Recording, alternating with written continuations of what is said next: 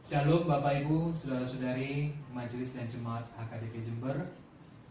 Saya Pendeta Martin Prayer Butar-Butar akan menyampaikan firman Tuhan di minggu kita pada hari ini yang tertulis di kitab Mazmur pasal 69 ayat 30 sampai 37. Demikian bunyinya. Tetapi aku ini tertindas dan kesakitan. Keselamatan daripadamu ya Allah kiranya melindungi aku. Aku akan memuji-muji nama Allah dengan nyanyian, mengagungkan Dia dengan nyanyian syukur. Pada pemandangan Allah itu lebih baik daripada sapi jantan, daripada lembu jantan yang bertanduk dan berkuku belah. Lihatlah hai orang-orang yang rendah hati dan bersukacitalah.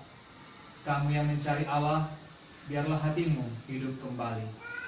Sebab Tuhan mendengarkan orang-orang miskin dan tidak memandang hina orang-orangnya dalam tahanan.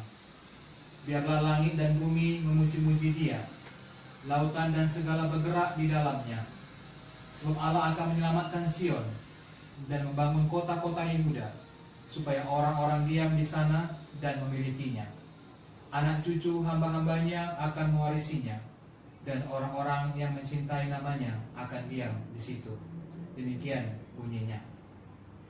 Bapak Ibu, saudara-saudari yang dikasihi oleh Tuhan kita Yesus Kristus, minggu ini kita memasuki Minggu Letare, yang artinya bersukacitalah.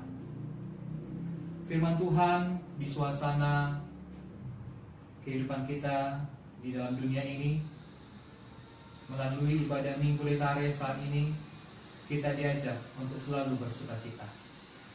Setiap kali kita mendengar seruan firman Tuhan yang mengajak bersukacitalah, kalimat apa yang pertama sekali muncul dalam pikiran kita? Kalimat yang acap kali muncul adalah bagaimana bersukacita sementara hidupku penuh dengan penderitaan. Negaraku sedang dilanda dalam dahsyat, yaitu COVID-19. Bagaimana bersukacita? Zaman ini sulit dan menakutkan. Ada banyak rentetan jawaban untuk memikirkan ulang bersukacita di masa-masa sulit saat ini. Namun firman Tuhan ini adalah seruan dan ajakan bagi dunia dan seisinya.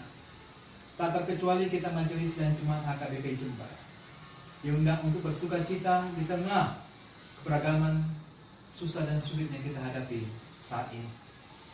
Agar kita mampu merespon undangan sukacita Allah, mari kita membuka paradigma imani kita dalam beberapa hal berikut ini. Yang pertama, sukacita datangnya dari Allah, bukan manusia. Sukacita dikaruniakan dan diperbuat oleh Allah dalam diri anaknya Yesus Kristus, di mana sukacita bukanlah semata-mata hasil pencapaian dan genggaman manusia belaka. Sukacita terbesar kita dalam Dia adalah tatkala sorga dibukakan dan dianugerahkan kepada kita oleh kematian anaknya Tuhan Yesus Kristus, dan bukan pencapaian manusia. Dengan ini kita semua diajak untuk memautkan pijakan sukacita yang benar, yakni berdasarkan pada Allah, yang pada perbuatan Allah, bukan pada apa yang dicapai manusia.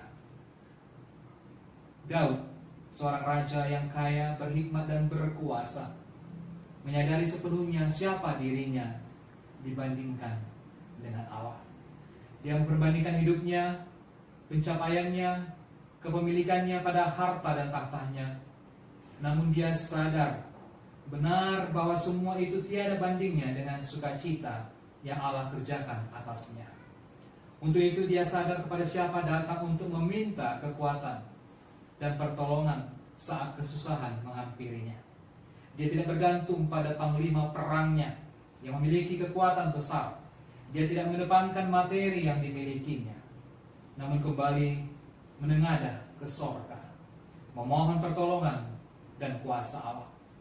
Inilah salah satu praktik hidup yang beriman, yang bersukacita, menyadari keberadaannya dan kemahakuasaan Allah yang diimaninya. Untuk itu, dia mengajak setiap orang untuk terus-menerus memuji-muji Allah yang telah mengerjakan segala kebaikan di dalam hidup kita. Yang kedua yang dapat kita lihat adalah sukacita tidak bergantung mutlak pada suasana hati dan situasi yang dihadapi manusia. Jika bergantung pada suasana hati dan situasi kita, maka hari ini boleh bersukacita, lalu besok bisa berubah-ubah. Oleh karena itu, sukacita tidak bergantung pada apa yang kita miliki dan genggaman saat ini. Misalnya saat sakit, saat susah, gagal, penderitaan, harta kekayaan, dan lain-lain. Sebab semua yang kita alami tidak dapat menggantikan dan mengalahkan hal terbesar yang Allah perbuat bagi kita. Kehidupan kekal yang dikerjakan Allah dalam Yesus Kristus tidak terpatahkan oleh hal apapun di muka bumi ini. Paulus menyerukan demikian. Siapakah yang akan memisahkan kita dari kasih Kristus?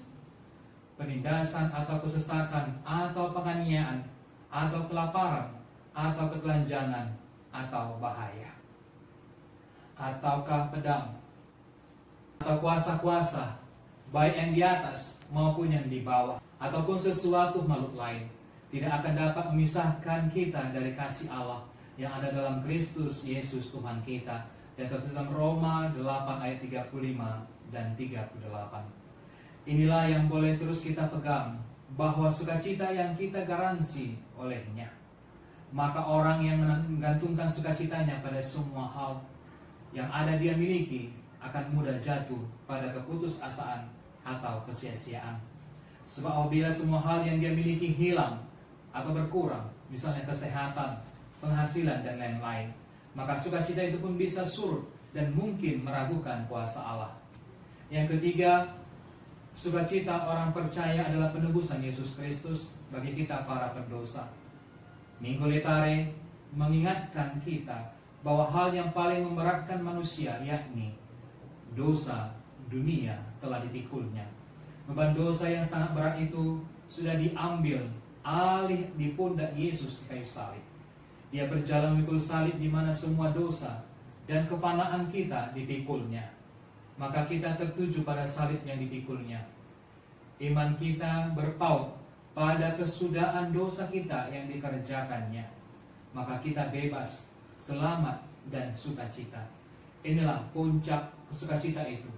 Bebanmu telah dipikulnya, hukumanmu telah digantikannya, sorga dibukakannya bagimu dan bagiku. Tiada sukacita yang bisa menggantikannya. Fokuslah pada banyak hal yang telah Allah kerjakan dalam hidup kita. Maka meski dunia sedang mengerang, hidup kita seolah dikejar bayangan maut, peganglah sukacita yang telah dikerjakannya itu.